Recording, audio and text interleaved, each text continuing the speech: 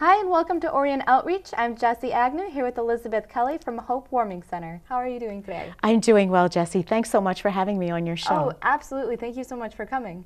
Now, your organization is located in Pontiac, right? That's correct. We're actually a low-barrier adult shelter in Pontiac, and actually the only low-barrier shelter in Oakland County. All right. Well, I understand it's a shelter for homeless people, but it's many other things besides just that. Can you expound a little bit on what exactly your shelter provides? Oh, absolutely. Our philosophy is to meet people where they're at. So we don't have many barriers for them to circumvent to come in. They don't need ID, they just come in. We talk to them a little bit about their needs. But what we do while they're there is we try to plug them into what kinds of services would be helpful for them. So for example, if they have mental health needs, we have Common Ground on site and they do access screenings. We have Easter Seals, CNS, and they do mental health services. We have an on-site clinic. It's actually led by a Lake Orion resident, Marianne Ryan, who's on our board, but she's a nurse too and does a fabulous job with that. And we have housing, Community Housing Network, SOS, and TTI Path. Now, your organization you mentioned before is going through a lot of changes right now. It's not just open during the winter months, but you're expanding how long the organization's open? Yes, exactly. We started out actually as a warming center, and pretty soon our name's going to change because we're not really a warming center anymore. We're actually a full-fledged shelter. So we started out at 3 months. We're now open 6 months of the year, but we're talking with some funders about potentially being open the balance of the year. So on May 1st, we're hoping we will not have to shut our doors. Because last year on May 1st, when we shut our doors, we displaced 51 people. Wow. Yeah, and what they ended up doing was moving to the Phoenix Center parking garage, where they slept there. They created tent cities in the park, lived in abandoned houses, and in the cemetery mausoleums, Little League dugouts, that sort of thing became their homes. And we really feel that it's crucial for people to have safe shelter and a safe place to stay.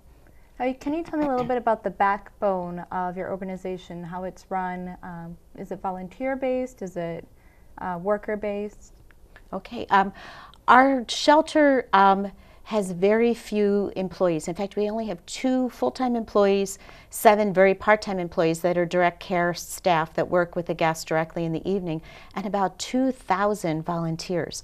And they do everything from helping with renovations to preparing the meals. Some of them are retired social workers that come and help our guests process stress relief, because one of the things that's really critical is that when you are in survival mode and you don't know where your next meal is coming from or where you're going to lay your head that night, and you're in an unsafe neighborhood to boot, it's really important to be able to get rid of some of that stress.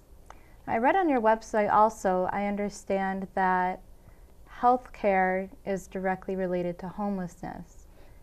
Can you tell me a little bit more about how that works and what your shelter does to kind of fight that or to take care of that?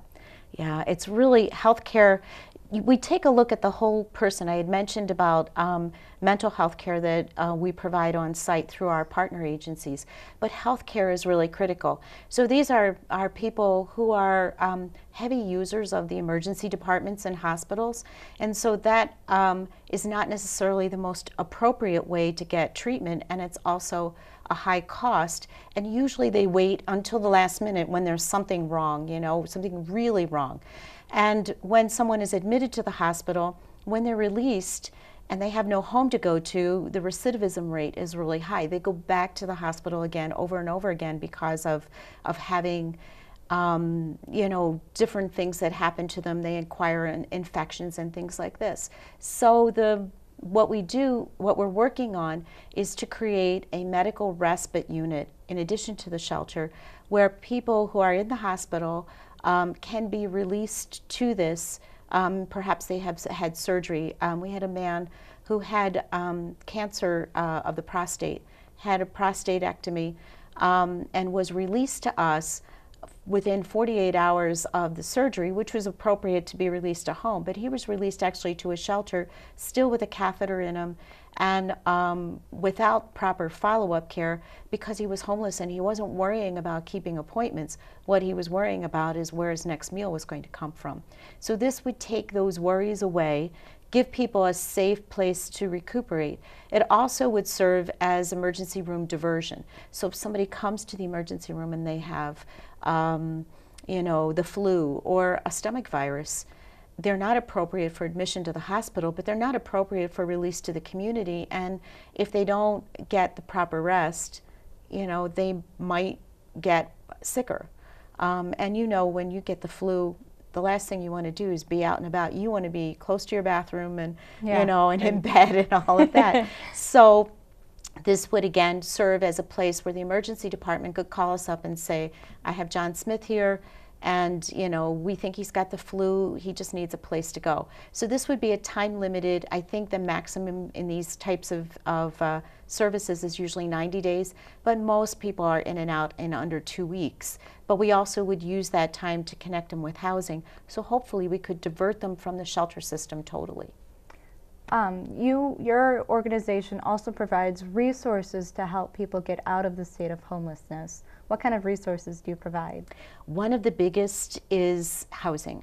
And we work with our housing partner agencies. But in order for a person to get housing, there's a lot of hoops you have to jump through. So you have to get a state ID or a driver's license, a birth certificate, a social security card, shelter verification letters, and then other documentation as warranted. And these are not things that most people carry with them. I know I don't carry it in my purse. And so it's really hard for them. So it may take a couple of months to connect with the proper documentation, because you have that chicken and egg thing with the state ID and the birth certificate. The people releasing the birth certificate want to see some proof of who you are, and the people who are doing the state ID at the Secretary of State's office, they want to see your birth certificate. So it's kind of helping people navigate those tricky waters. Now your organization, it sounds like a little different than the most shelters. Yeah. Mm-hmm. Can you tell me a little bit more about what sets yours apart specifically? Yeah, absolutely. Our shelter is very different in that we try to remove barriers, and that's why our service is called low barrier. If it was no barrier, it would mean we would allow people to do anything that they wanted there. So we do have rules and regulations, but we accept people where they're at. So if they are inebriated, if they're high, they still are welcome to come in. They have to behave themselves. But we try to provide people with pathways out of homelessness and hopefully out of poverty ultimately. So we try to connect them with jobs, we try to connect them with housing, we try to connect them with, we talk to them and say, what do you need? And even more basically, we connect them with proper clothing for the weather, and we give them socks and underwear. We have nurses there that are volunteers that run a clinic 2 nights a week, so they're checking for things like, frostbite and monitoring people's hypertension and helping people with diabetes management and things like this. So we try to take a look at the whole person, see what we can do about helping them feel better about themselves and helping them move forward. Because I can give you an example. I had a man who came in to me the other day, and this man had a 20-plus year history of alcoholism. And he decided he wanted to be sober. We connected him with PACE, and he became clean and sober, and he helps out around the shelter. But he came to me the other day and he said, Elizabeth, I have feelings. And I kind of was looking at him like, what? And he said, no. He said, I have feelings. I said, good or bad? He said, both, but you don't understand. I haven't felt anything in 20 years. And that for him was life-changing, because he now had a vehicle and some maturity for addressing things that maybe weren't so good in his life, but he also began to feel hope, and he began to feel the cold outside even, and things like this that he hadn't really been experiencing in a long time. And that's the part that's really exciting. When you help people get to that point, then they're on their way to independence. Becoming more of a person, it's a right that seems like part of society takes away from people because it's not quite together yet. That's right. And the strength about having so many volunteers is that these are people that as a group tend to feel invisible. So when you walk along the street, most times people avert their eyes, or somebody, you know, with a sign and they're panhandling, or even just sitting there on the sidewalk, people don't look at them. And so in the shelter, they're acknowledged as people. We work on respect. And the people who come to volunteer say, hey, how was your day? That's a really important question. When we go home, we like it when people ask us that. You know, so it's about helping people feel more human and respecting the fact that they have feelings, hopes, and dreams. They've had tragedies in their lives, just like all of us. I mean, so it's getting them back on track again. Now, the word hope, while being a powerful word, it also means something more to your organization. Can you tell me what the acronym HOPE represents for you? Absolutely. It means helping Oakland's people every day. And while we don't just accept people from Oakland County, the majority of people are from Oakland County. And most people don't consider Oakland County to be a place where homelessness is a problem. Right. But 3,300 people for the last 5 years, every year it's around 3,300 people are literally homeless in the county. The average age is 7. Oh, wow. And there's another 3,500 people that are precariously housed, that are couch surfing. So they're bouncing in and out of homelessness all the time. So you're talking, you know, 7,000 people in the county that really don't have a good place to live. Now, how many people come into your organization, like weekly, would you say? Well, every night, our capacity is 46. We have not been at 46. We've been usually closer to 60 every night. So the overflow is in chairs. We don't have enough beds for everyone. So the overflow is in chairs. And over the course of last winter, over 6 months, we saw 355 unique individuals. And that's why we know in the summertime, if we operate, we'll double that. So that's a lot of people coming through our doors, but a lot of people getting connected with services too. So that's the part that's really exciting. And in Oakland County, one of the things we want to do is work to invest in getting people a good place to live. Affordable housing is a big problem in the county because we have a lot of very wealthy people in the county too. So housing stock tends to be much more expensive. And this is something that becomes a barrier if you're poor.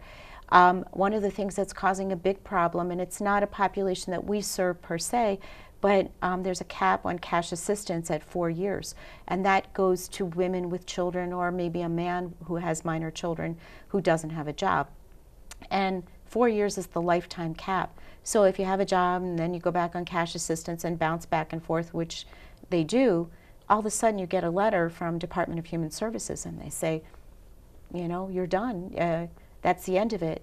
And then next thing you know, they move to their car with their kids. And it becomes very, very disruptive.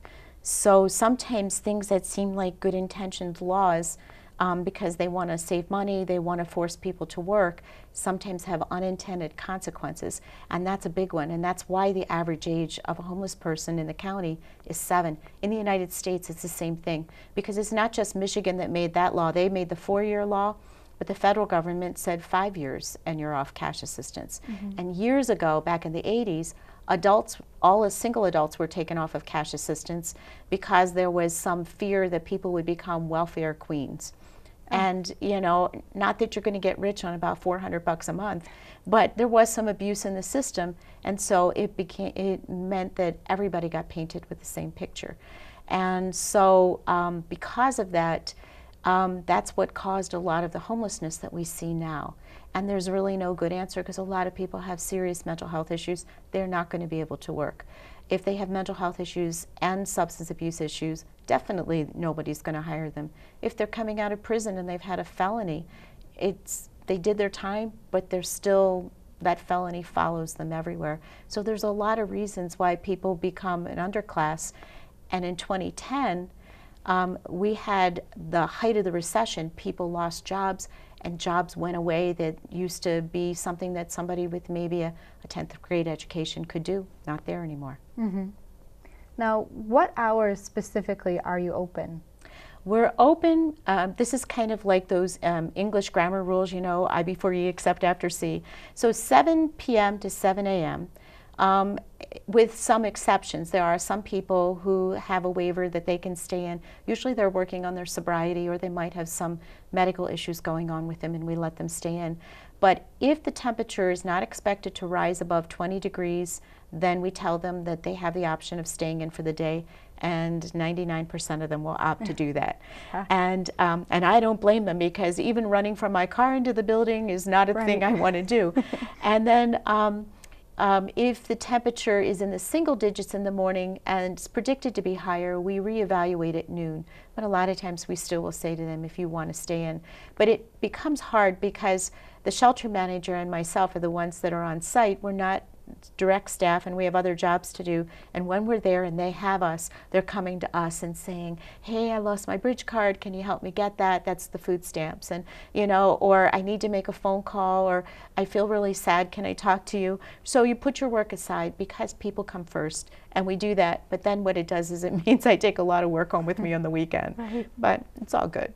Now, if somebody wanted to make a donation or help out with the organization, how would they go about doing that? They can contact us at the shelter at 248-499-7345, or through our website, which is hopewarmingpontiac.org. Now, what kind of items are you searching for with your donations? Well, as you can imagine, we go through a lot of clothing, because we talked about that that we give out clothing and assess for this. Like last year we went through 10,000 pairs of socks. So socks, underwear, cold weather clothing, or seasonally appropriate clothing. In the summertime we go through lots of shorts and t-shirts and things like this. And they can bring them to the shelter anytime, 24 hours a day, or they can give us a call. And always, because we're a really small organization that leverages about $400,000 in in-kind donations, and our annual budget is just a little over $150,000, we can always use money to be able to help us buy things that we might not have gotten donated, but that are essential for the shelter. Well, that's all we have time for today. Thank you so much for coming on to this show. Thank you, Again, Jessie. I'm Jessie Agnew here with Orion Outreach. Thank you for tuning in.